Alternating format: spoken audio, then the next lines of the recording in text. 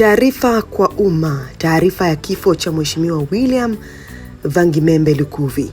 Rais wa Jamhuri ya Muungano wa Tanzania Mheshimiwa Dr. Samia Suluhu Hassan anasikitika kutangaza kifo cha Mheshimiwa William Vangimembe Lukuvi, aliyekuwa waziri wa nchi, ofisi ya waziri mkuu, sera, bunge, uratibu na wenye ulemavu na mbunge wa jimbo la Isimani, kilichotokea leo tarehe 25 Machi 2026 majira ya saa 1 asubuhi katika hospitali ya Benjamin Mkapa jijini Dodoma, alipokuwa akipatiwa matibabu ya ugonjwa wa mshtuko wa moyo.